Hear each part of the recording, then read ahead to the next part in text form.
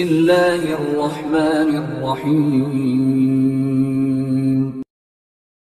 واہ کیا مرتبہ اے غوث ہے بالا تیرا، واہ کیا مرتبہ اے غوث ہے بالا تیرا، اونچے اونچوں کے سروں سے قدم اعلیٰ تیرا، سر بھلا کیا کوئی جانے کہ ہے کیسا تیرا، اولیاء ملتے ہیں آنکھیں وہ ہے تلوہ تیرا، اور تو گھٹائے سے کسی کے نہ گھٹا ہے نہ گھٹے، جب بڑھائے تجھے اللہ تعالی تیرا، ورفعنا لک ذکرک ہے سایہ تجھ پر، ورفعنا لک ذکرک ہے سایہ تجھ پر، بول بالا ہے تیرا ذکر ہے اونچا تیرا، نبوی مہ علوی فصل بطولی گلشن، حسنی پھول حسینی ہے مہکنا تیرا، نبوی ذل علوی برج بطولی منزل، حسنی چاند حسینی ہے اجالا تیرا، مرغ سب بولتے ہیں بول کے چپ ہوتے ہیں، ہاں اصیل ایک نوا سنجا رہے گا تیرا، اور کیا دبے جس پہ حمایت کہو پنجا تیرا، کیا دبے جس پہ حمایت کہو پنجا تیرا، شیر کو خطرے میں لاتا نہیں کتا تیرا، ابن زہرا کو مبارک ہو عروس قدرت، ہم قادری پائیں تصدق میرے دولا تیرا، اور تو حسینی حسنی کیوں نہ محی الدین ہو، تو حسینی حسنی کیوں نہ محی الدین ہو، اے خضر مجمع بحرین ہے چشمہ تیرا، اور کیوں نہ مقادر ہو کے کیوں نہ قاسم ہو کہ تو ابن ابو القاسم ہے، کیوں نہ قاسم ہو کہ تو ابن ابو القاسم ہے، کیوں نہ قادر ہو کہ مختار ہے بابا تیرا، اور مصطفیٰ کے تنے بے سایہ کا سایہ دیکھا، مصطفیٰ کے تنے بے سایہ کا سایہ دیکھا، آج میری گفتگو کا عنوان یہی دو مصرے ہیں، مصطفیٰ کے تنے بے سایہ کا سایہ دیکھا،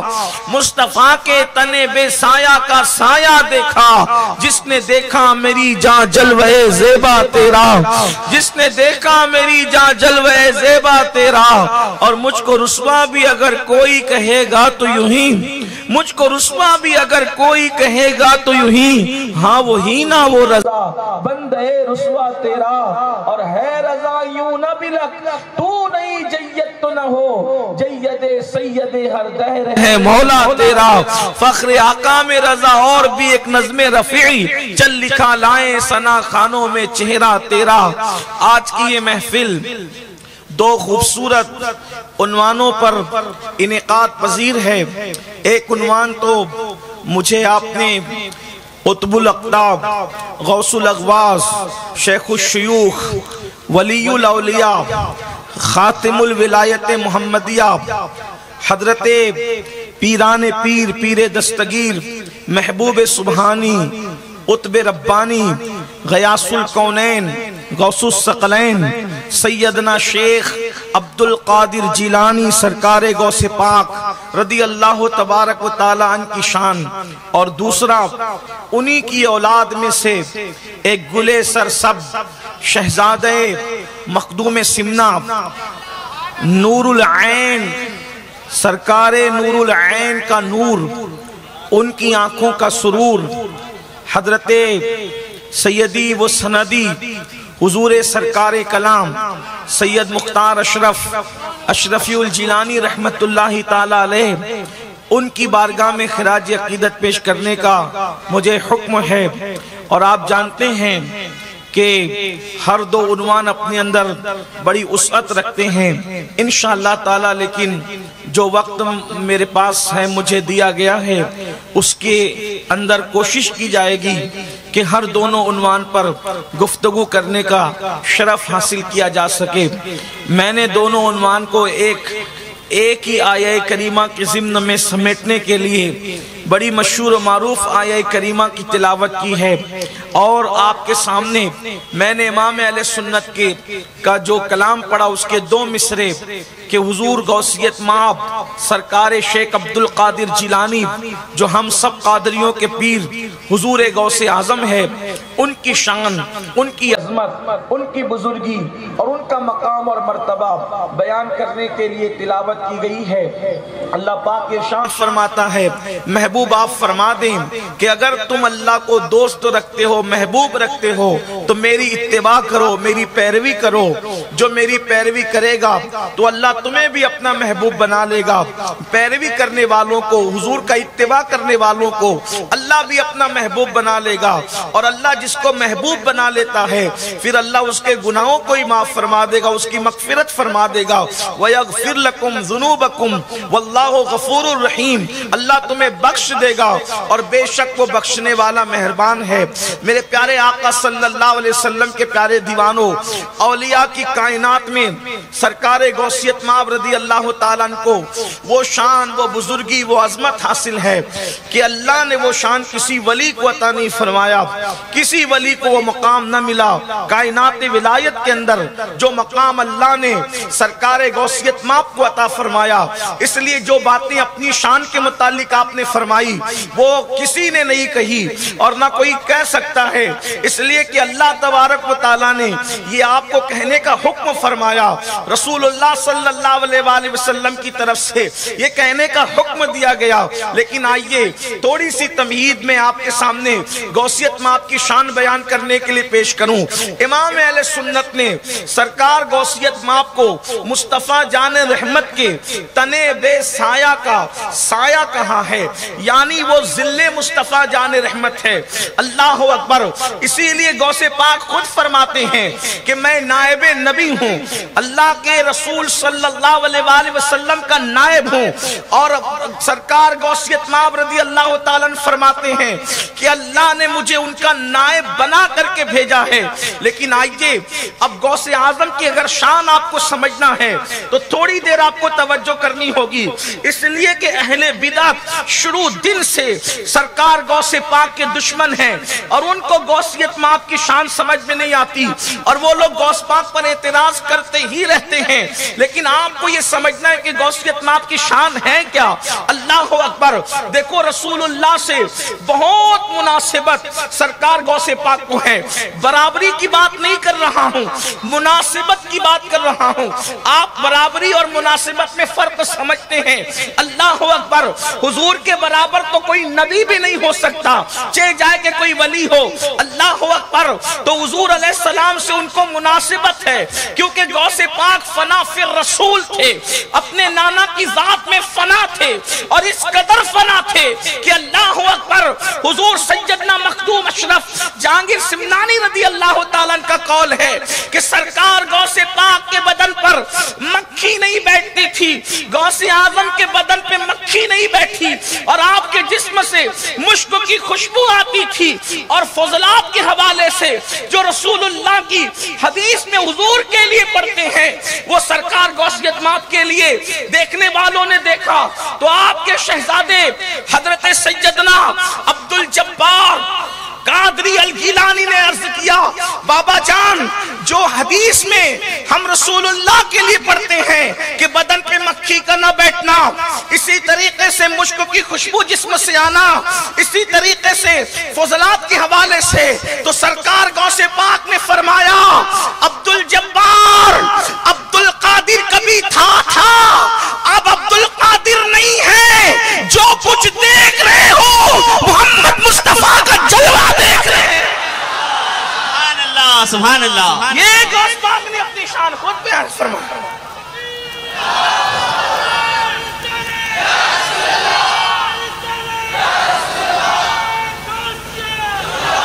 جملے میں لذت کیا ہے؟ فرماتے ہیں عبدالجبار عبدالقادر کبھی تھا اب عبدالقادر نہیں ہے، جو دیکھ رہے ہو جلوہ مصطفیٰ جان رحمت دیکھ رہے ہو۔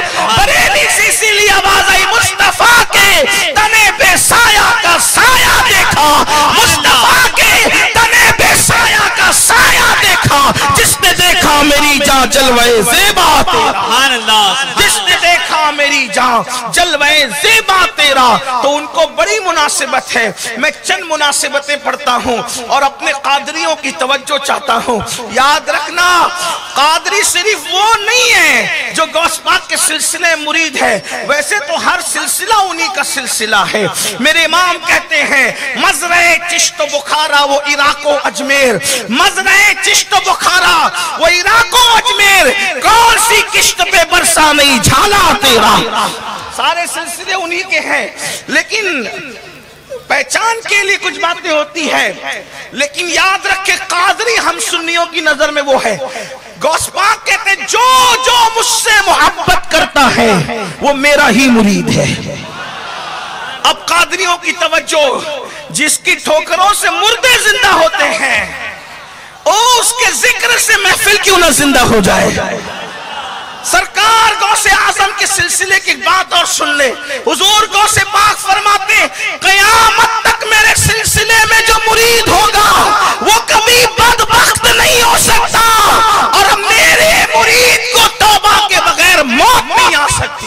سبحان اللہ، سبحان اللہ۔ سرکار غوث اعظم شیخ عبد القادر جیلانی قطب الاقطاب محبوب سبحانی قطب ربانی کو اپنے نانا جان مصطفیٰ جان رحمت سے مناسبت کیا تھی، کیا نسبتیں تھی؟ اللہ اکبر۔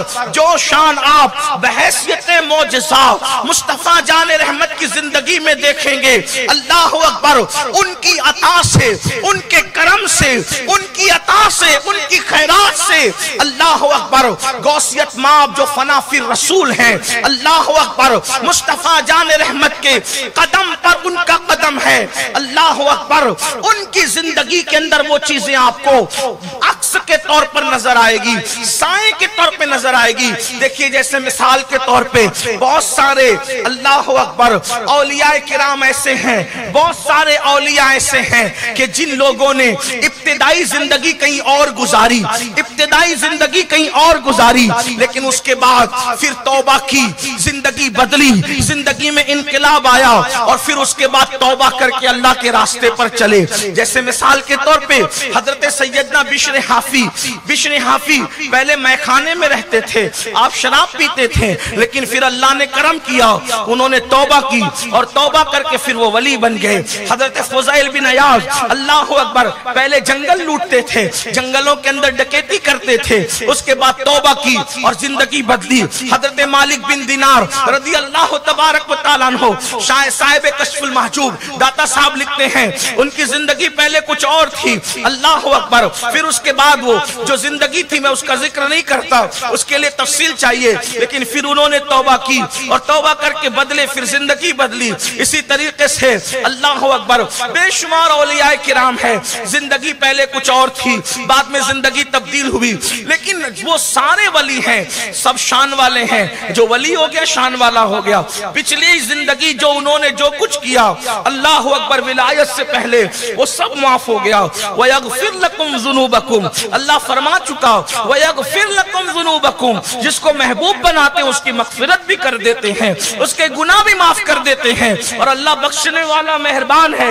اس سے پتہ چلا اللہ اکبر وہ بخشنے والا مہربان ہے، اس لیے کسی ولی کی پہلی زندگی پہ بات کر کے ان کے اوپر نکتہ چینی کوئی نہیں کر سکتا، ان پر کرٹیسائز نہیں کر سکتا۔ اسی طرح ولیوں کی ولایت سے پہلے کی زندگی کا کوئی عمل اگر کوئی ایسا نظر آئے قابل اعتراض، تو کسی ایرے گہرے کو حق نہیں اعتراض کرنے کا۔ ویسے ہی صحابہ کرام کے ایمان لانے سے پہلے کے واقعات کو اگر کسی کو قابل اعتراض نظر آتے ہیں، تو کسی ایرے گہرے کو ایمان لانے سے پہلے واقعات پر کوئی اعتراض کرنے کا حق نہیں، بلکہ ایمان لانے کے بعد بھی ان کی زندگی میں اگر کوئی چیز سمجھ میں نہیں آتی تو کسی کو انگلی رکھنے کا حق نہیں ہے، اس لیے کہ آقاؤں کے معاملے میں غلاموں کو دخل دینے کی کیا اوقات اور کیا حیثیت ہے، اللہ اکبر۔ لیکن بات درس کر رہا ہوں، لیکن وہ بھی ولی ہیں، سب شان والے ہیں، خدا کے محبوب ہیں، خدا کے مقبول ہیں، ان کا وسیلہ، ان کی عظمتیں، ان کی رفعتیں، ان کی شانیں سب اپنی جگہ ہے، لیکن ولایت کی دنیا میں ایک مقام ہے۔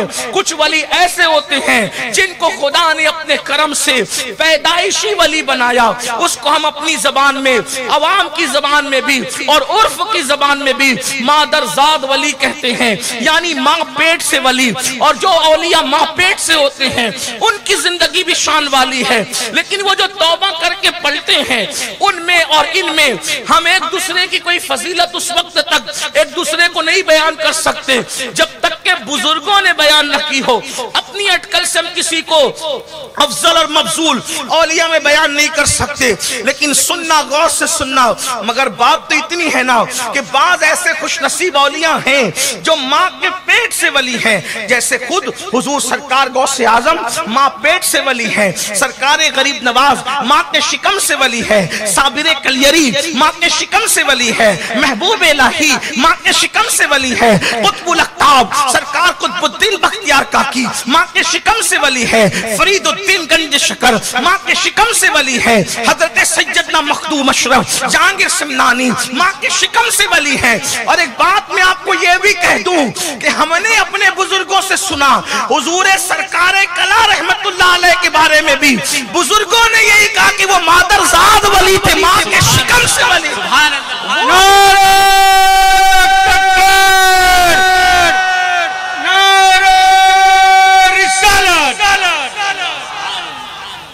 اگر ہم سے کوئی کہے کیا تم لوگوں نے بھی 15ویں صدی میں کسی ولی کو دیکھا ہے، تو ہم لوگ اپنی قسمتوں پہ ناز کرتے ہوئے کہہ سکتے ہیں ہاں ہم نے چند چہرے ایسے دیکھے ہیں جن چہروں کو قسم کھا کے اللہ والے چہرے کہہ سکتے ہیں، ان میں سے ایک چہرہ حضور سرکار کلا کا چہرہ ہے۔ سبحان اللہ، نعرہ تکبیر، نعرہ رسالت، فیضان غوث اعظم۔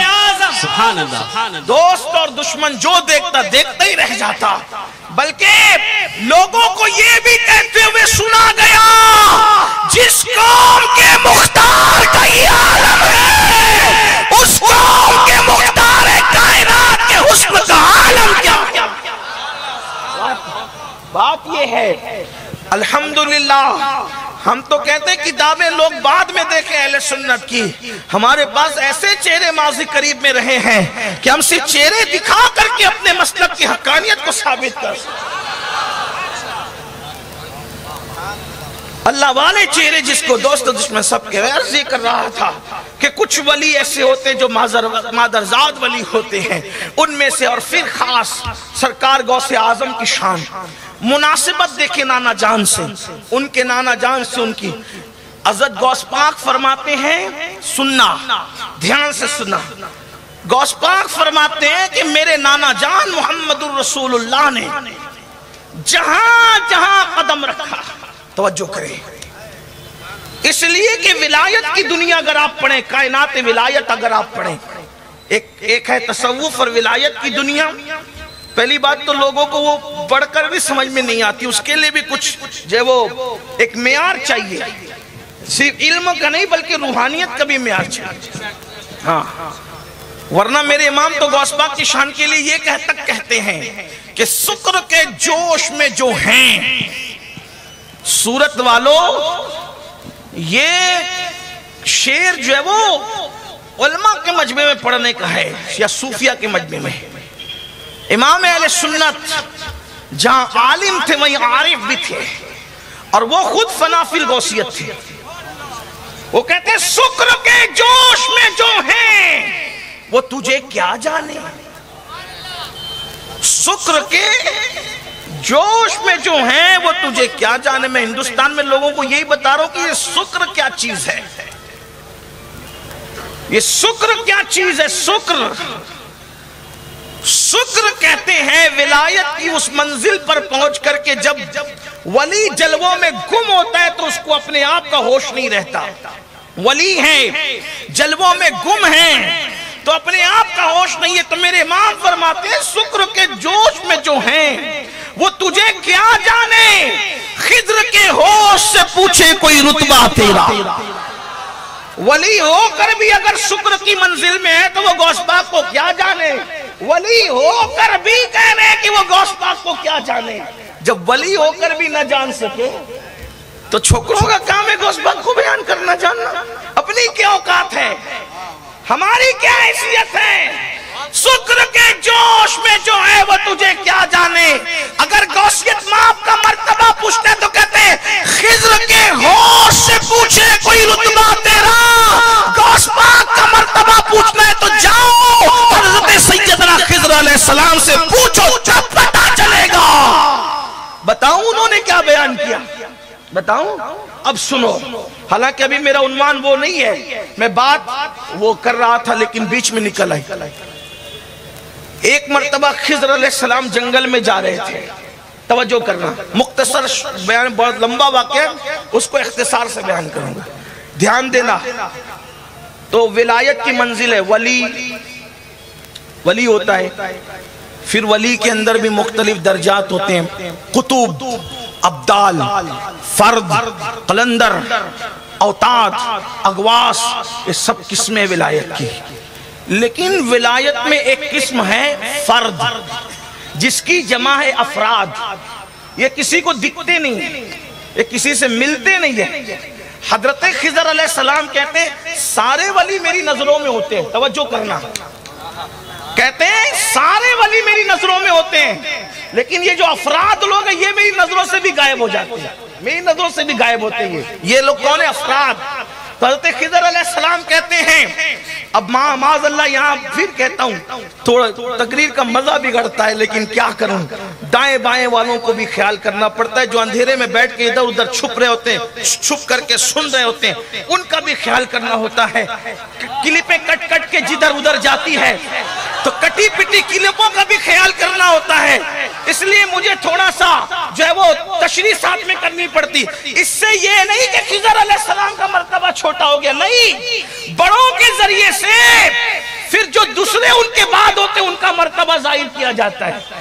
سورج کے ذریعے سے ستاروں کو چمکایا جاتا ہے, یہ بات ہے. اس سے یہ نہیں ہوتا کہ سورج چھوٹا ہو گیا, نہیں. تو بہرحال حضرت خضر کہتے ہیں میری نظروں سے افراد چھپے ہوئے ہوتے, وہ بھی مجھ سے چھپ جاتے ہیں. پھر کیا ہوتا ہے, ایک دن جنگل میں سفر کر رہے تھے تو دیکھا ایک بندہ ایک پہاڑ پر سر سے لے کر پیر تک چادر تانے سویا ہوا ہے. تو گئے اس کو اٹھائے گا, اٹھو عبادت کرو. اس نے منہ نکال کے کہا آپ اپنا کام کریں, مجھے اپنا کام کرنے دیں. حضرت خضر سے کہا آپ اپنا کام کریں, مجھے اپنا کام کرنے دے. اے خضر جاؤ اپنا کام کرو, مجھے اپنا کام کرنے دو. پہچان لیا, کہا کہ میرے لیے دعا کریں. کون؟ خضر علیہ السلام. یہ اللہ والوں کی عاجزی ہے کہ وہ اپنے چھوٹے مرتبے والوں کو بھی کہتے ہیں دعا کرو تاکہ ان کے مرتبے پتہ چلے. لیکن یہاں چھوٹے بڑے مرتبے کی بات ہی نہیں ہو رہی, بات یہ ہو رہی ہے کہ میرے لیے دعا کرو. دعا کی اور اس کے بعد پھر وہ اچانک نظروں سے غائب ہو گئے. تو خضر علیہ السلام پھر چلے تو وہاں پھر دیکھا کوئی چادر تان کر کے سویا ہوا ہے. تو وہاں پر جیسی چادر ہٹانے کی کوشش کی تو غیبی ندائی خضر مت کرو, نہ کرو. تو جب انہوں نے نہ کیا تو چادر میں سے آواز آئی, جب تک کہ منع نہیں کیا کہ آپ نے چھوڑا نہیں نا ہمیں. پھر کہا میرے لیے دعا کرو. دعا کی کہ نظروں سے اوجھل ہو جاؤں تو شکایت نہ کیجئے گا. کہ شاید کہ تو اس کی بیوی ہے, شاید کہ تو اس کی, وہ جو اڑ کے گم ہو گیا, اس نظروں سے اوجھل ہو گیا, اس کی بیوی ہے. کہاں آپ کون لوگ ہیں؟ کہا ہم لوگ افراد لوگ ہیں, وہی فرد افراد لوگ ہیں. یہاں کیسے آئے؟ تو کہا ایک ولیہ کا انتقال ہوا, اس کے جنازے میں آئے تھے اللہ کے حکم سے, اور پھر اس کے بعد وہ غائب ہو گئی. وہ بھی خاتون غائب ہوگی, وہ دونوں میاں بیوی تھے اور مقام فردیت پر فائز تھے. اب سننا, جن سے خضر علیہ السلام دعا کروائیں, جو خضر کی نظر سے اوجھل ہو جائیں اور خلق کی نظر سے بھی پوشیدہ رہیں, کسی کو نظر نہ آئے. کسی نے حضرت خضر سے پوچھا یہ افراد لوگ ولایت کے اتنے بڑے مرتبے پر ہے, کیا یہ بھی کسی کی طرف محتاج ہے, یہ بھی کسی کی طرف رجوع لاتے ہیں؟ تو کہا ہاں, ولیوں میں ایک ولی ایسا ہے جس کو عبد القادر جیلانی کہتے ہیں, اس کے بھی محتاج. اب اس کو میرے امام کہتے ہیں.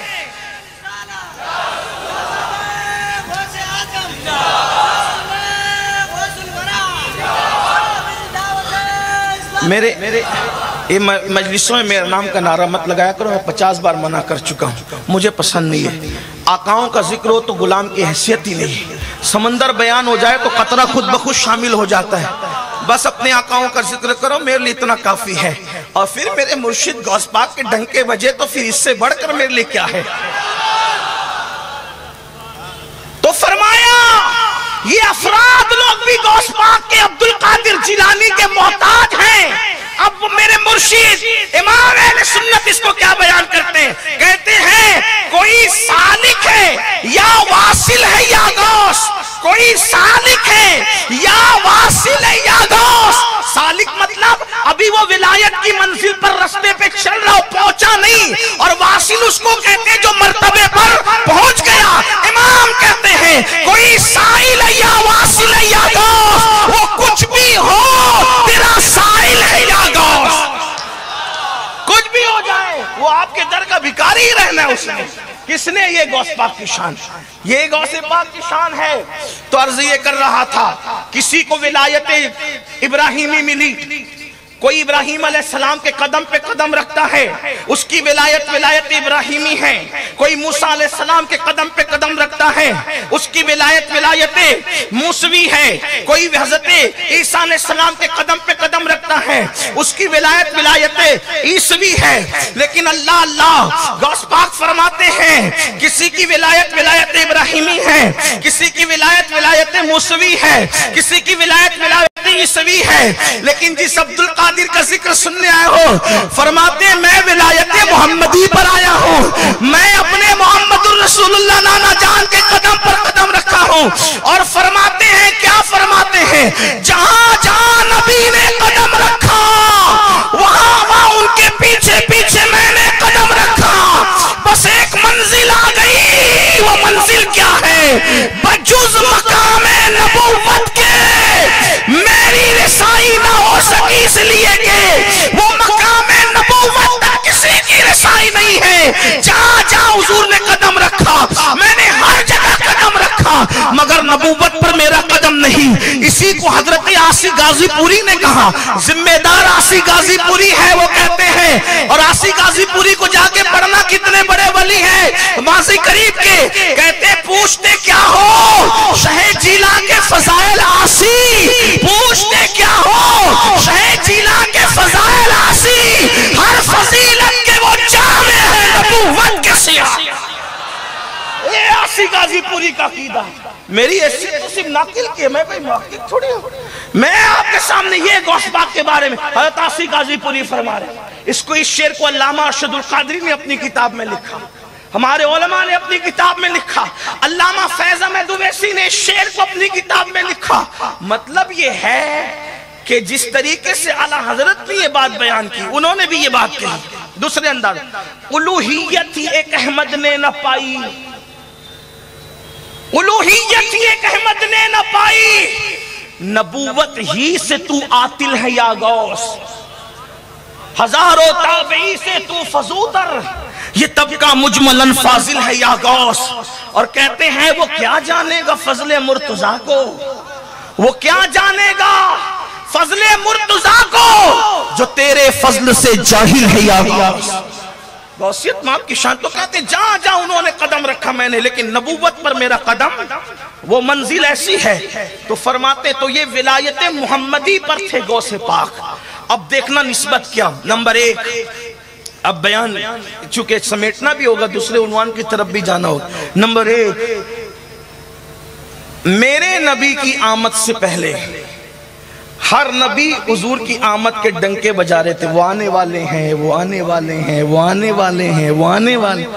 خاتم النبیین کے لیے ڈنکے بجتے رہے نبوت کی کائنات میں، وہ آنے والے ہیں، وہ آنے والے ہیں، وہ آنے والے ہیں۔ لیکن جو ولایت محمدی کا خاتم ہے، جو حضور کے قدم پر قدم جس نے رکھا ہے، جو اپنے نانا مصطفیٰ جان رحمت کی ذات میں فنا ہے، حضور کے اس عکس جمیل کو یہ شان اللہ نے حضور کے صدقے میں دی کہ جب غوث پاک پیدا ہونے والے تھے تو ان کی پیدائش سے پہلے اولیاء کی کائنات میں غلغلہ ہوا کہ وہ آنے والے ہیں جن کا نام عبد القادر جیلانی ہے، اور وہ کہیں گے کہ میرا قدم ہر ولی کی گردن پہ۔ کس نے کہا؟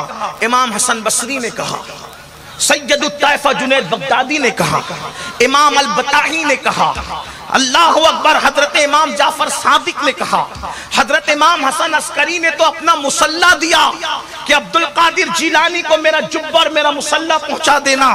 اللہ اکبر، اس طریقے سے حضرت سیدنا امام حسن بصری کے بعد بشارت جو دینے والی شخصیت ہے حضرت سیدنا ابو بکر شبلی کی، قدوۃ الاولیاء جن کو کہا جاتا ہے، یہ غوث پاک کے مرشدوں میں ہے۔ غوث پاک کی آمد کے ڈنکے بجتے رہے، سب تو سب اپنی جگہ۔ اب تھوڑا حوالے کی دنیا میں بھی بات کروں، زبدۃ الاثار میں شیخ محقق شیخ عبدالحق محدث دہلوی لکھتے ہیں، سب نے تو بشارت دی ہی، خود رسول اللہ نے بھی ان کی آمد سے پہلے بشارت دی۔ ان کے والد بزرگوار کے خواب میں آ کر کہا، اے ابو صالح، موسیٰ جنگی دوست، تیرے گھر میں ایک بچہ پیدا ہوگا۔ اور آقا فرماتے، کیا فرماتے ہیں؟ اللہ اللہ، شیخ محقق اس کو لکھ رہے ہیں۔ اور آپ جانتے ہیں شیخ عبدالحق محدث دہلوی کو جو جانتا ہے جانتا ہے، جو نہیں جانتا وہ سن لیں۔ اکبر کے فتنے کو دھول چٹانے والی شخصیتوں میں جہاں حضرت مجدد الفسانی ہے، وہیں دوسری طرف شیخ محقق عبدالحق محدث دہلوی ہے۔ جہاں حضرت مجدد الفسانی کے مکتوبات ہیں، وہیں پر شیخ محقق کی مدارج النبوہ بھی ہیں۔ اللہ اکبر، اس طرح سے شیخ محقق وہ ہیں، پورے بلاد ہند میں، غیر منقسم ہندوستان میں علم حدیث کو ہندوستان میں رائج کرنے والی، پہنچانے والی ذات کو شیخ محقق شیخ عبدالحق محدث دہلوی کہتے ہیں۔ عبدالحق محدث دہلوی کے بارے میں اتنا سن لو، مقام پتہ چل جائے گا۔ تھے ہندوستان کے، چلے گئے تھے دل برداشتہ ہو کے ہندوستان سے مدینہ شریف۔ حضور علیہ السلام نے فرمایا، عبدالحق خواب میں آ کے کہا، عبدالحق جاؤ، ہندوستان کے حالات اچھے نہیں ہیں، وہاں جا کر لوگوں کے عقیدے ایمان کی حفاظت کرو۔ اور پھر عرض کی، یا رسول اللہ، آپ کے بغیر جی نہیں لگے گا، ہندوستان میں جا کر کے آپ کے بغیر جی نہیں لگے گا۔ تو فرمایا، عبدالحق یہاں میری یاد آتی ہے تو میرے مزار کی طرف آ جاتا ہے، مزار دیکھتا ہے، جب وہاں یاد آئے گی تو جانا اور عشق میں اپنی آنکھیں بند کر کے گردن جھکا لینا۔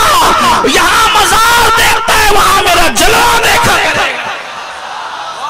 یہ ہمارے بزرگوں نے بیان کیا اس کو۔ کیا یہ ہے عبدالحق محدث دہلوی؟ اور انہوں نے کتنی مرتبہ حضور کی زیارت کی، آپ ان کی سوانح حیات پڑھے تو پتہ چلے گا۔ ان کو فنا فی الرسول کہا گیا، ان کو محقق علی الاطلاق کہا گیا۔ شیخ عبدالحق محدث دہلوی، وہ محدث دہلوی لکھتے ہیں، رسول اللہ نے بھی میرے مرشد غوث پاک کی بشارت دی۔ ان کی آمد سے پہلے کہا، تیرے یہاں بیٹا پیدا ہوگا اور وہ میرا بھی دوست ہے اور اللہ کا بھی دوست ہے، وہ میرا بھی محبوب ہے اور اللہ کا بھی محبوب ہے۔ اور فرمایا، کیا فرمایا؟ فرماتے ہیں، جو مقام نبیوں میں اللہ نے مجھے عطا فرمایا ہے، وہ مقام ولیوں میں اللہ عبدالقادر کو عطا فرمائے گا۔ ان کی آمد سے پہلے ڈنکے بجے۔ اب دوسری چیز دیکھیں، توجہ فرمائے، ہمارے آقا کو نبوت کی کائنات میں ہر نبی کو معجزہ دے کر کے بھیجا اور اپنے نبی کو معجزہ بنا کر بھیجا۔ صحیح؟ یہی ہے۔ ہم لوگ کہتے ہیں، ربیع الاول میں سنتے بھی ہیں، اور آپ لوگوں کو یہ بات کہوں تو تھوڑی سی لمبی ہوگی، لیکن کرنا نہیں چاہتا جو آپ سن چکے۔ ہم تو جانتے ہیں حضور معجزہ، حضور کی پوری زندگی معجزہ، بلکہ ہم تو کہتا ہیں اٹھنا معجزہ، بیٹھنا معجزہ، سونا معجزہ، جگنا معجزہ، چلنا معجزہ، پھرنا معجزہ، تبسم ریز ہونا معجزہ، تکلم فرمانا معجزہ، کسی کا بوجھ اٹھانا معجزہ، بکریوں کے پیچھے چلنا معجزہ، جبریل کے ساتھ اللہ اکبر اپنا وقت گزارنا معجزہ، ازواج پاک کے ساتھ اپنی زندگی گزارنا معجزہ، حسنین کریمین کو کھلانا معجزہ۔ ایک معجزہ ہو تو بات کریں، تو اسی لیے ہم اختصار سے یہ کہتے ہیں کہ سب کو معجزہ دے کر بھیجا، ان کو سراپا معجزہ بنا کر بھیجا۔ حضرت امیر خسرو کے لہب و لہجے میں یہ کہتے ہیں، آفاقہا گردیدم مہر بتا ورزیدم بسیار خوبہ دیدم لیکن تو چیزیں دیگری۔ آپ الگ ہی چیز ہے بعد از خدا۔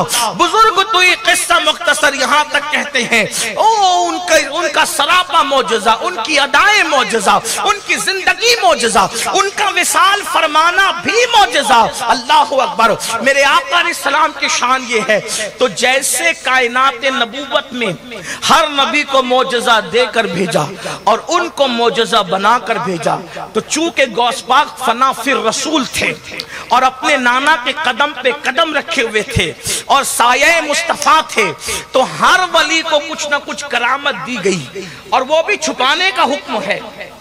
جب تک حکم نہ ہو ظاہر کرنے کا نہیں ہو سکتا۔ کچھ کسی کی ایک، کسی کی دو، ایسے چند کرامت۔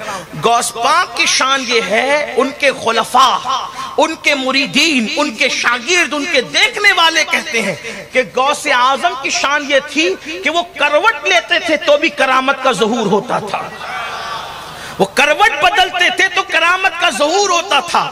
ان کی کرامتیں ایسی ہیں کہ لوگوں کو یقین نہیں آتا کہ ایسا بھی ہو سکتا ہے، لیکن چونکہ ہم عشق کے بندے ہیں، کیوں بات بڑھائی ہے؟ لوگ کہتے ہیں کیسے مردہ زندہ ہو سکتا ہے؟ ہم نے کہا جب اصحاب کہف زندہ ہو سکتے ہیں تو پھر کیسے نہیں ہو سکتا؟ پھر لوگ کہتے ہیں کیسے ہو سکتا ہے؟ ہم نے کہا سورہ یاسین پڑھو۔ صادق، صدوق اور شمعون یہ تینوں عیسیٰ علیہ السلام کی امت کے اولیاء ہیں۔ جب ان کے کہنے سے مردہ زندہ ہو سکتا ہے تو محمد الرسول اللہ کی امت کے ولی کے ذریعے سے مردہ کیوں زندہ نہیں ہو سکتا؟ لوگ آپ کے ساتھ ڈنڈی اس لیے مارتے ہیں کہ آپ کو عربی نہیں آتی، آپ کتاب نہیں پڑھتے، آپ قرآن نہیں پڑھتے، آپ حدیث نہیں پڑھتے، اس لیے جو جدھر چاہتے ادھر لے جاتا ہے۔ ہم کہتے ہیں مردہ زندہ کیسے ہوتا ہے؟ وہ غوث پاک قم باذن اللہ کہتے تھے اس لیے ہوتا ہے، اللہ کے حکم سے ہو جائے تو اللہ کے حکم ہی سے تو زندہ ہوتا ہے۔ غوث پاک کی کرامتیں اتنی تواتر سے، ابن تیمیہ، ابن کثیر جیسے لوگ غوث پاک کی کرامتوں کا ذکر کرتے۔ ابن تیمیہ کی بات کرو، اپنے اماموں سے، علماء سے جا کے پوچھنا یہ ابن تیمیہ کس ہستی کا نام ہے، یہ کون سا آدمی ہے، یہ بدعتوں کو کس طرح رواج دینے والا، گندگی کو کیسے پھیلانے والا شخص ہے، یہ بھی سرکار غوث پاک کی کرامتوں کا قائل ہے۔ آپ کیا سمجھتے ہیں غوث پاک کو؟ ابن تیمیہ جیسے لوگ۔ لیکن سرکار غوث پاک کے بارے میں ایک طبقہ ہے جس کو ہے بڑی چڑ، ایک وہ ہے رافضی۔ رافضی کو کیوں چڑ ہے؟ کیونکہ غوث پاک نے ان کے فرقے کا رد کر کے ان کو دھول چٹا دی۔ آج تک رافضیت سر نہیں اٹھا پا رہی تھی، ایسی دھول چٹائی غوث پاک نے۔ میرے امام کہتے ہیں مر کے بھی چین سے سوتا نہیں مارا تیرا۔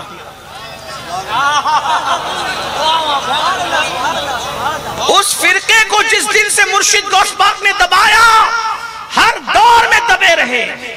اور دوسرا فرقہ ہے خارجی، جو ابھی 1857 کے بعد پیدا ہوا، ان کو ہی بڑی چڑ ہے۔ کہا کہ کیسے مردہ زندہ کرتے تھے؟ ہم نے کہا کہ کیا تو نے نہیں دیکھا؟ کہا کیا دیکھا؟ کہا جہاں اللہ والا ہوتا ہے وہاں تو بھنی ہوئی مچھلی بھی زندہ ہو جاتی ہے۔ قرآن میں نہیں ہے؟ قرآن میں ہے کہ نہیں ہے؟ پڑھو نا حضرت موسیٰ علیہ السلام کا سفر خضر تو پتہ چلے گا۔ بلکہ نشانی بیان کی گئی اس اللہ والے کی، علم لدنی والے کی شان یہ ہے کہ بھنی ہوئی مچھلی زندہ ہو جائے گی۔ تو بھنی ہوئی مچھلی زندہ ہوتی ہے تو اللہ والے کے پاس مردہ دل بھی زندہ ہوتے ہیں اور مردہ جسم بھی زندہ ہوتے ہیں۔ اور مرشد غوث پاک کی تو شان ہی بڑی ہے، چھوٹی چیز لوگ اس پہ بحث کرتے ہیں مردہ زندہ کیا کہ نہیں۔ میں نے کہا ہمارا مرشد غوث پاک وہ ہیں صرف مردہ نہیں بلکہ اللہ کا دین بھی زندہ کر دیا۔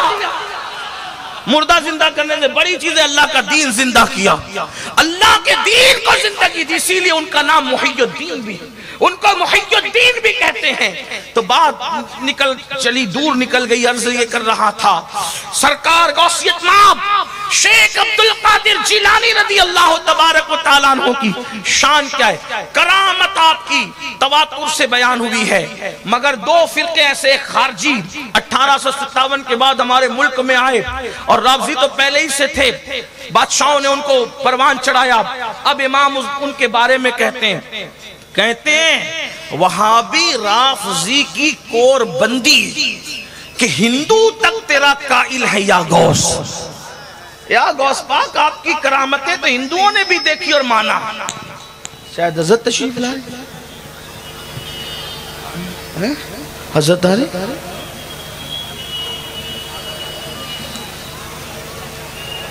تشریف پڑھنے مولانا محمد معدن الجود والکرم وآلہ وصحبہ وبارک وسلم صلاۃ و سلام علیک یا رسول اللہ صلی اللہ علیہ وآلہ وسلم۔ ماشاءاللہ حضرت علامہ مفتی قیصر صاحب قبلہ اپنی علمی قیصری سے کام لے رہے تھے اور آپ کو محظوظ کر رہے تھے۔ اب میرا جو عنوان ہے میں اس کو یہیں پہ ختم کرتا ہوں، انشاءاللہ کسی وقت کے لیے اس کو اٹھا کر کے رکھتے ہیں۔ مصطفیٰ کے تنے بے سایہ کا سایہ دیکھا، میں بس دو باتیں عرض کر کے اپنی بات تمام کروں، اس لیے کہ دوسرا ٹھیک وہ جو ہے وہ دوسرا عنوان جو ہے حضور سیدی سرکار کلام کا جو میں نے شروع میں ذکر کیا تھا، چونکہ ان کے شہزادہ والا تبار حضور سیدی سندی حضرت پیر سید علی اشرف صاحب قبلہ مدظلہ العالی، وہ حضور سرکار کلام رحمت اللہ تعالیٰ علیہ کے شہزادوں میں میری اپنی معلومات کے مطابق اب صرف 2 شہزادے جو وہ بچے ہوئے ہیں، باقی سب اللہ کی رحمتوں کو پہنچے۔ اللہ پاک حضور سیدی سرکار کلام علیہ رحمہ کی اس نشانی کو اور بلکہ اس خاندان والا تبار کو اللہ پاک سلامت رکھے، اور جن کے ساتھ مخدوم صاحب کی دعائیں ہیں، مخدوم صاحب نے دنیا سے جاتے جاتے فرمایا تھا، دعا کی تھی، اللہ نور العین کی اولاد میری اولاد ہے۔ یہ چوچہ مقدسہ کے سادات کی خصوصیت یہ بھی ہے کہ ہے تو نسباً غوث پاک کی اولاد، لیکن مخدوم صاحب کی وجہ سے حسینی فیضان اور برکتیں بھی جو ہے معنوی طور پر انہیں نصیب ہے۔ ویسے وہ یوں بھی نجیب الطرفین ہے، تو اللہ پاک جو ہے وہ ہمارے ان بزرگوں کی برکتیں میں نصیب فرمائیں۔ مجھے عنوان دیا گیا ہے، میں 2 باتیں عرض کر کے بات مکمل کروں۔ ایک بار پھر درود شریف پڑھ لیں آپ۔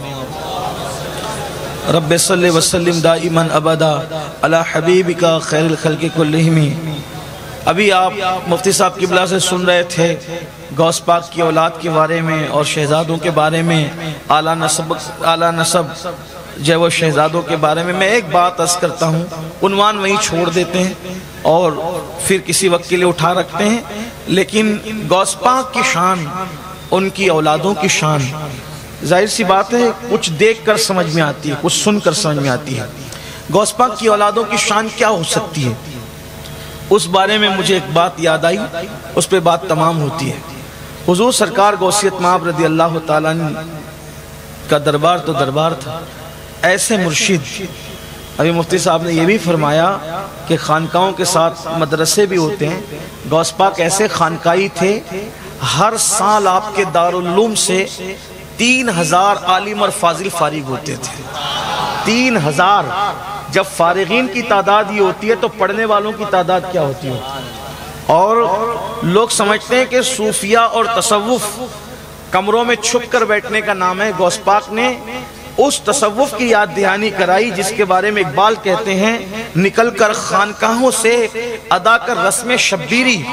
جس وقت بیت المقدس عیسائیوں کے قبضے میں تھا تو سرکار غوث پاک رضی اللہ تعالیٰ عنہ نے بیت المقدس کی آزادی کے لیے ایسی تحریک چلائی کہ سلطان صلاح الدین ایوبی کے ساتھ جتنے لوگ بیت المقدس فتح کرنے کے لیے گئے تھے ان میں 70% لوگ یا تو غوث پاک کے مرید تھے، یا تو خلفاء میں سے تھے، یا تو شاگردوں میں سے تھے۔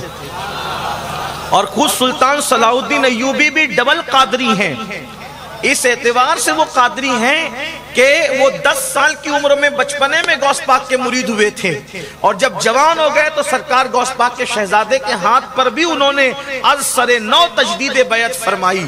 اور جب بلکہ صلاح الدین ایوبی کا ذکر آیا تو عرض کروں، صلاح الدین نے بیت المقدس فتح کیا کس طرح، اس کے پیچھے بھی غوث پاک کی دعا ہے۔ جب وہ مرید ہوئے تو غوث پاک نے سر پہ ہاتھ رکھ کر دعا کی، اللہ پاک اس کے ذریعے سے ایسا بڑا کارنامہ لے گا کہ رہتی دنیا تک کہ اس کے کارنامے کو لوگ یاد کرتے رہیں گے۔ اور پھر ان کی گردن پر ہاتھ پھیر کر کے دعا کی۔ صلاح الدین آخری عمر میں لوگ کہتے تھے، صلاح الدین تم اتنی بے جگری سے لڑے ہو لیکن تم جو ہے وہ تم پر دشمن کا وار نہ چل سکا۔ تو صلاح الدین کہتے تھے کہ جس پہ گردن پر میرے مرشد شیخ عبد القادر جیلانی نے ہاتھ پھیر کر کے حفاظت کی دعا کی ہو، اس گردن پر کسی کی تلوار کیسے چل سکتی ہے؟ بلکہ سرکار غوث اعظم کے خلیفہ سلطان صلاح الدین ایوبی جو مرید ہیں، لیکن صلاح الدین کی پوری فوج کے جو مشیر اعلیٰ، جس کو آپ اپنی انگریزی زبان میں چیف ایڈوائزر کہہ سکتے ہیں، وہ غوث پاک کے مرید بھی تھے، شاگرد بھی تھے، خلیفہ بھی تھے۔ یہ سرکار غوث اعظم ہیں، یعنی علمی کارنامہ، اس کے بعد جو ہے وہ تصوف کی دنیا میں کارنامہ، لیکن ان کا مرتبہ جو میں اپنے ذہن میں مضامین لے کر آیا تھا، اب میں چونکہ وقت میں اتنی گنجائش نہیں ہے تو میں صرف ایک بات پڑھنا چاہتا ہوں، اس سے آپ کو غوث پاک اور ان کے شہزادوں کی شان پتہ چلے گی۔ میں نے شاید کہیں پڑھا بھی ہے، لیکن آپ یہاں عنوان کی مناسبت سے پڑھتا ہوں تاکہ آپ کا ذہن پھر اس طرف آئے۔ سرکار غوث اعظم کے یہاں بڑے بڑے لوگ آتے تھے، بڑے بڑے لوگ، کتنے بڑے بڑے لوگ۔ ایک مرتبہ غوث پاک بہت خوش تھے تو کسی نے کہا آج بہت خوش ہیں، فرمایا میرا ایک مرید ہے، وہ بیت المقدس میں ایک قدم پر چل کر کے میرے پاس آیا توبہ کرنے کے لیے۔ جہاں توبہ کرنے کے لیے اتنا بڑا آدمی آتا ہو، ایک قدم میں چل کر بیت المقدس سے ایک قدم میں چل کر جو بغداد آئے، وہ غوث پاک کے ہاتھ میں توبہ کرنے کے لیے۔ تائب ہونے والا ایسا ہے تو توبہ کرانے والے کی شان کا عالم کیا ہوگا؟ آپ اندازہ کر سکتے ہیں سرکار غوث اعظم۔ اسی لیے غوث پاک فرماتے تھے کسی پر مجھ کو قیاس نہ کرنا، مجھے کسی پر قیاس نہ کرنا، میرے اور تمہارے درمیان زمین اور آسمان سے بڑھ کر فاصلے ہیں۔ فرماتے ہیں کہ تم میں کوئی میری طرح نہیں ہے، یہ سرکار غوث پاک کی شان ہے۔ بہرحال ان کے دربار میں بڑے بڑے اولیاء، بڑے بڑے علماء، بڑے بڑے صالحین آتے تھے۔ ان کے یہاں ایک شخص تھے اور ان کو غوث پاک نے ڈیوٹی لگا رکھی تھی کہ جو مہمان آیا کریں ان کو پانی بھر کے لوٹے میں وضو کے لیے دیا کریں، اور چند سال تک وہ رہے، بلکہ بعض بزرگوں نے لکھا 40 سال تک رہے۔ ایک دن دماغ میں کچھ وسوسہ آ گیا کہ 40 سال سے چوکھٹ پہ بٹھا رکھا ہے، خدمت لیتے پانی بھروانے کی لوٹوں میں، مرشد نے کیا دیا؟ یہ بات میں لوگوں سے کہتا ہوں کہ کبھی یہ مت سوچنا مرشد نے کیا دیا۔ میں نے کہا کہ مرشد نے دامن دیا، اس سے بڑھ کر بھی کوئی چیز ہو سکتی ہے؟ لیکن بہرحال خیال آ ہی جاتا ہے، پھر اس شیطان تو شیطان لگا ہی رہتا ہے۔ شیطان سب برداشت کرتے ہیں، اللہ والوں کی دوستی برداشت نہیں کرتا، اور بالخصوص سرکار قادریت سے نسبت برداشت نہیں کرتا۔ کیوں؟ اس لیے کہ جہاں غوث پاک کے جلوے ہوں پھر وہاں شیطان الٹے پیر بھاگتا ہے۔ میرے امام کہتے ہیں دل پہ کندہ ہو تیرا نام کہ وہ دزد رجیم الٹے ہی پاؤں پھرے دیکھ کے ٹکڑا تیرا۔ اللہ اکبر! خیال آیا، آنا تھا خیال، تو اس دن اتفاق سے 2 ابدال آئے ہوئے تھے غوث پاک سے ملنے کے لیے۔ ان دونوں ابدالوں کو دیکھا، نورانی چہرے۔ ابدال کون؟ علامہ سید محمد امین ابن عابدین شامی اپنے رسالہ اجابت الغوث میں لکھتے ہیں کہ یہ ابدال کون لوگ ہوتے ہیں؟ ابدال، انہوں نے حدیثیں لکھی کہ ابدال یہ وہ لوگ ہوتے ہیں جن کے صدقے میں بارش برستی ہے، جن کے صدقے میں اناج اگتا ہے، جن کے صدقے میں پانی برستا ہے، جن کے صدقے میں مصیبتیں ٹلتی، یہ ابدال لوگ ہیں۔ وہ 2 ابدال ملنے آئے تھے سرکار غوث پاک سے۔ اور یاد رکھنا ولی بڑی تعداد میں ہوتے ہیں، لیکن ہر زمانے میں ابدال صرف 40 ہوتے ہیں، یعنی وہ محدود کوانٹٹی ہوتی ہے، صرف 40 ابدال ہوتے ہیں، اور وہ لوگ زمین پہ گھومتے رہتے ہیں، لوگوں کی نظر سے اکثر پوشیدہ رہتے ہیں، بہت کم نظر آتے ہیں۔ اور اللہ اکبر! یہ بھی بتا دوں آپ کو، اب سن لے، ابدال ایسے ہوتے ہیں، لیکن وہاں غوث پاک کی یہاں کیا معاملہ ہوتا ہے۔ ایک مرتبہ غوث پاک کے ایک مرید شیخ علی ابن ہیتی آئے اور کہنے لگے حضور دروازے پہ ایک آدمی پڑا ہوا ہے اور وہ معافی مانگ رہا ہے، کہتا ہے کہ حضرت سے کہہ دو کہ مجھے معاف کر دیں، حضور معاف کر دیجئے۔ تو غوث پاک نے کہا جاؤ معاف کیا۔ جب کہا معاف کیا تو جیسے گئے کہ تمہیں معاف کیا، وہ اٹھ کے کھڑا ہوا ہواؤں میں اڑنے لگا۔ شیخ علی ابن ہیتی نے کہا رے یہ تو ہواؤں میں اڑ رہا ہے، واپس آگے کہا سرکار وہ تو ہواؤں میں اڑ رہا ہے۔ مرشد نے مسکرا کر فرمایا علی ہیتی جانتے ہو کون ہے؟ وہ ابدال تھا، ابدال، وہ بغداد سے ہوا میں اڑتے ہوئے جا رہا تھا اور اس کے ذہن میں خیال آیا کہ اب بغداد میں میرے جیسا کوئی ولی ہے۔ اتنا خیال آنا تھا کہ میں نے دروازے کی چوکھٹ پہ اس کو پٹک دیا، اور اس کے بعد جب اس کی توبہ قبول ہوئی تو تب وہ جا کر کے اڑنے لگا۔ ابدال لوگ مرشد غوث پاک کے مدرسے کی آنگن میں جھاڑو دیا کرتے تھے۔ یہ غوث پاک کی شان ہے، کوئی مبالغہ نہیں۔ آپ زبدۃ الآثار صرف شیخ عبدالحق محدث دہلوی کی اٹھا کر کے کتاب پڑھ لیں، آپ کو پتہ چلے، بہجت الاسرار اٹھا کر پڑھ لیں، علامہ عبداللہ امام یافعی کی کتاب اٹھا کر کے پڑھ لیں، آپ علامہ عبدالرحمن جامی کی کتاب پڑھیں، یہ وہ لوگ ہیں سرکار غوث پاک کی شان میں معمولی لوگوں نے نہیں لکھا، صرف شیخ عبدالحق محدث دہلوی نے 3 کتابیں حضور غوث پاک کی شان میں لکھی۔ آپ کیا سمجھ رہے ہیں؟ غوث پاک کو تمہارا 2 ابدال ملنے کے لیے آگئے، ملاقات کے لیے آئے، انہوں نے دیکھا، پسند آگئے، چہرہ دیکھا تو کہا کہ یار مرشد نے کیا دیا؟ ان سے کہا کہ میں آپ کے ساتھ چلنا چاہتا ہوں، اجازت ہے؟ انہوں نے کہا ٹھیک ہے چلو۔ وہ ابدال تھے۔ اب وہ ابدال لوگ ایسے ہوتے ہیں، دوست و دشمن سب سے پیار کرتے ہیں، بلکہ اللہ کے رسول علیہ السلام نے فرمایا ابدالیت کا مرتبہ کثرت عبادت سے نہیں ملتا لوگوں کو، بلکہ جو اپنے دلوں کو صاف رکھتے ہیں، دلوں کی صفائی کی وجہ سے، بھوکے رہنے کی وجہ سے، اور راتوں کو جگنے کی وجہ سے، اور دوست اور دشمن سے یکساں پیار کرنے کی وجہ سے اللہ ان کو یہ مرتبہ عطا کرتا ہے ابدالیت کا۔ تو پھر وہ آئے تو کہا چلنا چاہتا تھا، چلو ٹھیک ہے چلو۔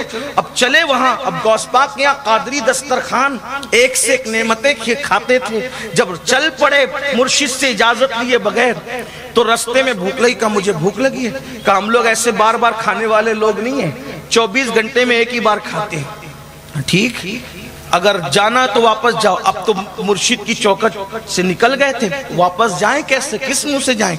تو کہا نہیں ٹھیک ہے چلتے ہیں۔ 24 گھنٹے ہوئے تو ایک ابدال نے، بلکہ ابدال کے ایک بدل، بلکہ ورنہ یہ ایسے ہی ہو جائے گا کہ ایک اشعار پڑھ دوں تو ایک اشعار نہیں ہوتا، وہ تو ایک ہی شعر ہوتا ہے، تو ویسے ہی، لیکن بہرحال عرف میں بولتے ہیں تو میں تھوڑا سا جسارت کر رہا ہوں علماء سے معذرت کرتے ہوئے کہ ایک بدل نے جو ہے وہ اب ابدال، ہاں بدل کی جمع ابدال ہے نا، اسی لیے تو تھوڑا سا ہمارے علماء کا بھی خیال کرنا ہوتا ہے، ورنہ ایسا نہ ہو جائے کہ بھئی گفتگو کیا ہوئی اور کون آ گیا۔ ویسے میں کچھ ہوں نہیں، اپنے علماء کی جوتیاں سیدھی کرنے والا، اپنے بزرگوں کی دعائیں لینے والا، اپنا کوئی مبلغ علمی نہیں، اپنی کوئی حیثیت، کوئی اوقات نہیں ہے، جو کچھ ہے مرشد غوث پاک کی خیرات ہے، بس اور کچھ نہیں ہے۔ اپنا تعارف اتنا ہی ہے، بس اتنا کہ تجھ سے در سے سگ اور سگ سے ہے مجھ کو نسبت، میری گردن میں بھی ہے دور کا ڈورا تیرا، اس نشانی کے جو سگ ہیں نہیں مارے جاتے، حشر تک میرے گلے میں رہے پٹا تیرا۔ اللہ اکبر۔ تو عرض یہ کر رہا تھا کہ 24 گھنٹے کے بعد ایک بدل نے مصلی بچھایا، 2 رکعت نماز پڑھی، ہاتھ اٹھائے، دعا کیے، دعا کے بعد 3 کٹورے، پیالے اور 3 روٹیاں ظاہر ہوئی، ایک ایک روٹی ایک ایک پیالہ تقسیم کیا۔ پھر دوسرے 24 گھنٹے گزرے، بظاہر سی بات ہے غیبی طور پہ کھانا آیا تو بڑا مزہ آیا۔ پھر دوسرے 24 گھنٹے گزرے، دوسرے بدل نے مصلی بچھایا اور انہوں نے دعا کی۔ پھر تیسرے 24 گھنٹے گزرے تو انہوں نے کہا بابا اب آپ کی باری ہے، ہم تو دعا کر چکے، اب آپ کی باری ہے۔ انہوں نے کہا اے بزرگوں، اے اللہ والو، میں تو ایک سیدھا سادہ سا آدمی ہوں، میں نے کوئی دعا کیا کرنا اور کیا کرنا، بلکہ آج تک تو مجھے اس کی ضرورت بھی پیش نہیں آئی، خیرات ملتی رہی مرشد کی، اسی پہ پلتا رہا، لیکن بہرحال میں یہ کوئی پیالہ والا نہیں منگا سکوں گا۔ دونوں ابدال نے کہا یا تو دعا کیجئے یا تو پھر بھوکے رہیے اپنی باری میں، پھر جب ہماری باری آئیں گی تب ہم دعا کریں گے۔ اب بھوک تو برداشت تھی نہیں، تو انہوں نے سوچا یہی کہ کہنے والے کہتے مرتا کیا نہ کرتا، انہوں نے مصلی بچھایا، 2 رکعت نماز پڑھی، دعا کی۔ آج جب انہوں نے دعا کی بابا نے، جن کو میں اپنے لب و لہجے میں عوام کو سمجھانے کے لیے، چونکہ وہ پانی بھر کے دیتے تھے لوٹے میں وضو کے لیے، تو میں ان کو لوٹے والا بابا کہہ دیتا ہوں، تو لوٹے والے بابا نے دعا کیا تو اس دن انہوں نے دعا کی تھی تو 3 پیالے 3 روٹیاں، ایک روٹی ایک پیالہ، ایک روٹی ایک پیالہ، ایک روٹی ایک پیالہ، انہوں نے دعا کی تو 6 پیالے اور 6 روٹیاں آئی، اور پھر 2 تقسیم ہوئی۔ اللہ اکبر۔ ان دونوں ابدالوں نے کہا واجی جناب آپ تو کہتے تھے ہم کچھ بھی نہیں ہے، اور آپ نے دعا کی تو آپ کی دعا پر 2 روٹیاں 2 پیالے آئے، کون ہے آپ؟ کہا وہ مت پوچھو کون ہوں، لیکن قصہ تمام ہوتا ہے، میں نے تو بس دعا کر دی اور ہو گیا کام، لیکن تم لوگ جو ہو جب تم نماز پڑھ کے دعا کرتے ہو تو تمہیں جو روٹی اور پیالہ ملتا ہے کھانا تو کیسے دعا کرتے ہو؟ تب ان دونوں نے کہا بابا جب ہم لوگ 2 رکعت نماز پڑھتے 24 گھنٹے کے بعد اور پھر دعا کرتے تو کہتے مولا وہ شیخ عبد القادر جیلانی غوث پاک کی چوکھٹ پر وہ جو لوٹے والا بابا بیٹھا ہے اس کے صدقے میں ہمارے لیے کھانے کا انتظام کر دے، تو اللہ اس کے صدقے میں ہمارے لیے انتظام کر دیتا ہے۔ تب انہوں نے دامن چاک کر کے کہا کہ میں نادان تو سوچتا تھا مرشد نے کیا دیا، ارے میرے وسیلے سے ابدال دعا کر رہی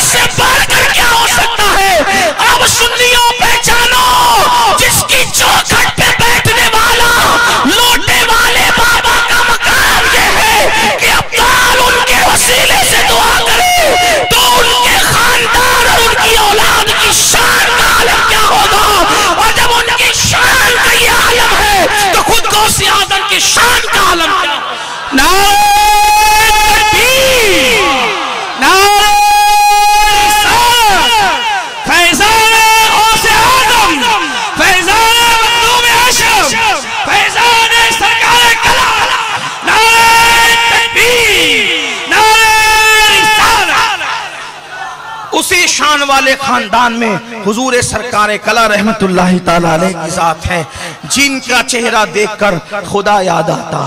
لوگ دیکھتے ان کا چہرہ تو خدا یاد آتا. بڑی بڑی آنکھیں اور اس میں سرما اور کاجل کا ملا جولا جلوہ, اور اس کے بعد اللہ اکبر کنکھیوں سے مخصوص دیکھنے کا لب و لہجہ, اور تقریر کے اندر اللہ اکبر وہ لکنت والی خوبصورت آواز کہ جب پڑھتے حدیث اور قرآن کی آیتیں تو محفل کا رنگ دوبالا ہوتا ہوا نظر آتا. پھر اس پر ہونٹوں پر وہ پان کی بہاریں, اور مرشد اپنے جد کریم حضرت مخدوم اشرف جہانگیر سمنانی رضی اللہ تعالیٰ کی وہ پان کھانے کی اس اداؤں کو تازہ کرتے ہوئے وہ خوبصورت سے لال سے ہونٹ, سفید بڑی ریش, اپنے بزرگوں کی اللہ اکبر وقار, تمکنت اور خاندانی وجاہت بھری پیشانی, دیکھنے والا دیکھتا ہی رہ جاتا. میں نے ایک جملہ شروع میں کہا تھا, لوگ ان کو دیکھ کر دوست اور دشمن کہتے تھے.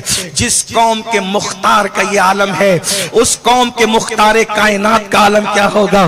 اللہ اکبر. جب اللہ ایک مرتبہ میرے شہر میں کوئی گجرات کا مولوی آیا تھا اور نکاح کی تقریب میں اس نے اپنوں میں تقریر کرتے ہوئے کہا کہ مولا علی کے ساتھ سیدہ فاطمہ کا نکاح ہو گیا. تو کہا مولا علی بہت خوبصورت تو تھے نہیں, اور فاطمہ تو زہرا کا نکاح ان کے ساتھ ہو گیا. یہ جملہ مجھے آ کر کسی نے کہہ دیا. ظاہر سی بات ہے میں کبھی دوستوں کو اور دشمنوں کو اس لیے اچھا نہیں لگتا کہ جب آقاؤں کی بات آتی ہے تو پھر میں کسی کو چھوڑتا نہیں ہوں. تو جب مجھے بات پتا چلی کہ مولا علی تو بہت خوبصورت تھے نہیں, پوری تقریر مولا علی کی خوبصورتی پر کی, اور اس تقریر کا اینڈ جس جملے پر کیا تھا, اس تقریر کا اینڈ جس جملے پہ کیا تھا, آج اسی پر میں اپنی گفتگو کا اینڈ کرتا ہوں. میں نے کہا تھا او مولوی جی آپ کہتے ہو کہ علی بہت خوبصورت تو تھے نہیں, میں نے مولا علی کو تو دنیا میں عالم بیداری میں نہیں دیکھا, لیکن اتنا جانتا ہوں جس علی کے خاندان کے اندر پہلے نمبر پر حسن و حسین ہو, پہلے نمبر پر حسن اور حسین ہو, اور آخری نمبر پر امام مہدی ہو. پہلے نمبر پر حسن و حسین ہو اور آخری نمبر پر امام مہدی ہو. میری تقریر اب بھی آپ کو مل سکتی ہے اگر آپ ڈھونڈیں گے تو وہ آخری جملہ میں نے یہ کہا تھا, پہلے نمبر پر حسن و حسین ہو, آخری نمبر پر امام مہدی ہو. میں نے کہا حسن حسین کیسے, ایک سینے تک مشابہ, ایک وہاں سے پاؤں تک حسن سبتین ان کے جاموں میں ہے, نیما نور کا واللہ جس کے بیٹوں کے حسن کا یہ عالم ہے, اس خاندان میں کوئی ایسا بھی رہا جو خوبصورت نہ ہوا ہو. میں نے کہا جو علی کا رضا تھا, جس کو دنیا علی رضا کہتی ہے, میرے امام علی رضا اتنے خوبصورت تھے کہ چہرے پر نقاب ڈال کر کے چلنا پڑتا تھا. میں نے کہا کہ جب علی کا رضا ایسا ہے تو علی رضا کیسا ہوگا.